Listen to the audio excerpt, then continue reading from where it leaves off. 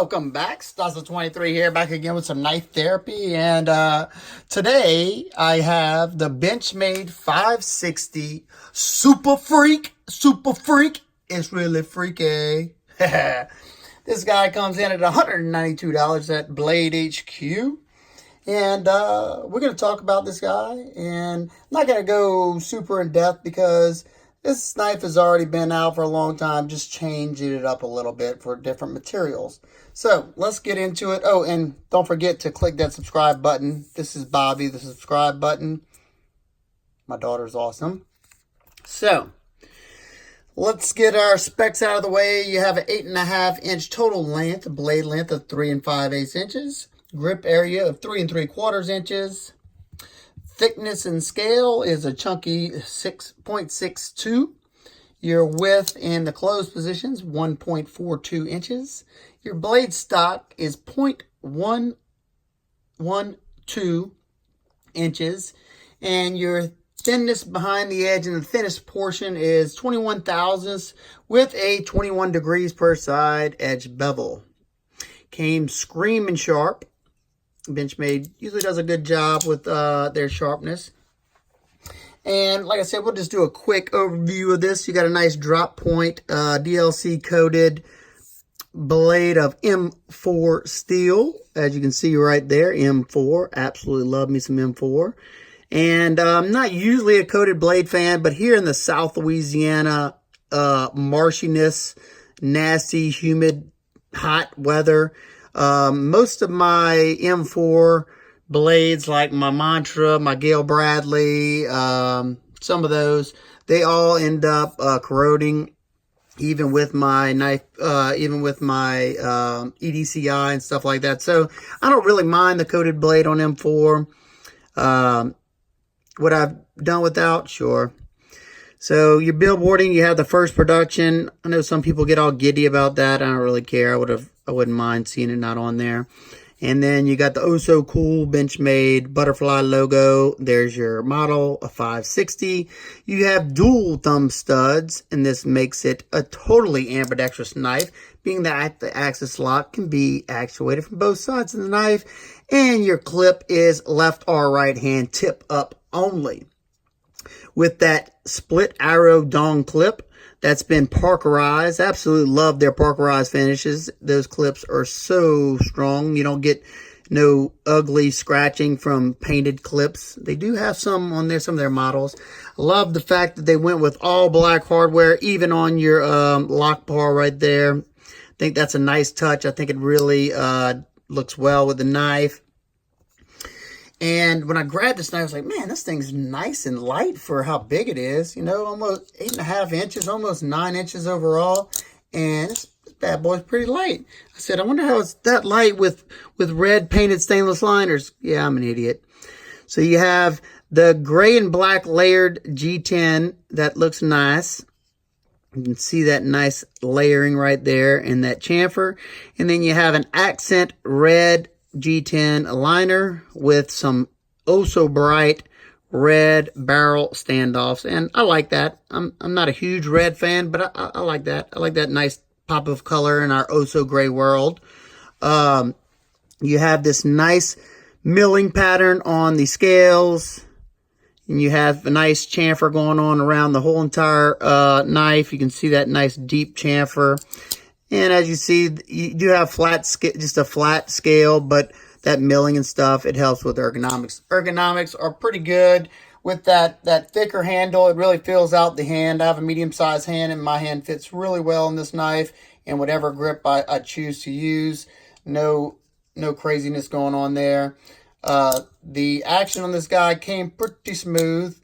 I mean, you know, the axis lock, usually pretty smooth. Haven't taken this guy apart, but I want to, so I probably will after this video. It came pretty close to centered. It's just a little bit off to the right, just a hair. Nothing that bothers me, but with that little bit, you have absolutely bank vault solid, no up or down, no left or right, and I'm sure I could probably fix that with one little adjustment, but I like the smoothness it is. I like being able to swing it down like that, so I'll probably leave it alone. especially until at least after I've tested the M4. I like how they ground this blade. You know, Benchmade usually likes to keep their knives a little bit beefier for beefier tasks. M4 can handle some beefier tasks and still be nice and thin, so I'm glad they did that. The jimping is pretty functional. I like how it's got that ramp up there. I'm not a jimping fan, but it's not super aggressive jimping. It's wide space and it's coated, so it's not bad whatsoever. You don't have a deep carry clip, but Benchmade and their warranty department and service department is awesome. And they'll send you whatever clip you want for free. Just ask them, tell them you lost it, whatever. Tell them you want another one. They'll send it to you. They're awesome people. But even without deep carry, it sits nice and deep anyway, and your handle's already dark, so it's not going to be that flashy. That's in the straight pocket. See what it looks like in your slanted pocket right here. And it buries the knife even further, and it gives you some something to grab onto. That's what she said. Yeah. So let's get some size comparisons out of the way, and we'll talk about a couple of little nitpicks. Let's see what it looks like next to the Spyderco Kapara. These two are almost identical in length. Kapara is just a little bit shorter. We got the Buck Marksman, the SK Blade Works Buck Marksman. Definitely, if you're in the mood for a marksman, get the SK Blade Works. So there you go. Marksman is just a little bit shorter, not by much. Its brethren right here, the 940. 940 could fit inside of this big fat monkey, and it's a good bit shorter as well. You got the Booze Blade Smoke. These two are, it's a little bit short. It's about a ½ inch shorter. I don't know what I'm thinking. And do I have one that's longer? Yes, I do. The Manly Knives Peak. There you go. So the Peak's just a little bit longer. My dog's about to go crazy. So let's wrap it up. I want to get a weight on this guy, especially for being an 8.5 inch long knife. Hopefully my dog's not driving y'all absolutely bananas. But 4.32 ounces is excellent. And that's done by having just G10. You don't have any stainless liners. All you have is, all you have is that little bit of stainless to take care of that axis lock and stuff like that. So very, very nice. I love seeing that, because this G10 is well strong enough to handle whatever you want to bring at it. Few quick picks and complaints. After cutting I had a TV box that I had to put a lot of pressure behind, and I was doing a little bit of wood shaving, and I did notice that this portion of the handle, it's not sharp, but it did create a minor hot spot. Nothing that I felt that I had to put on gloves, but just something to note. You can kind of see that edge right there. Something I could fix, but what I would have loved to see, instead of having all this ornate milling, I would have loved to see 3D contoured G10, because this milling, the amount of time it's taken on the mill, it would have been about the same price just to 3D contour it. But I'm guessing they may have had to use a little bit of thicker. But as you can see, look, they could have got away with it.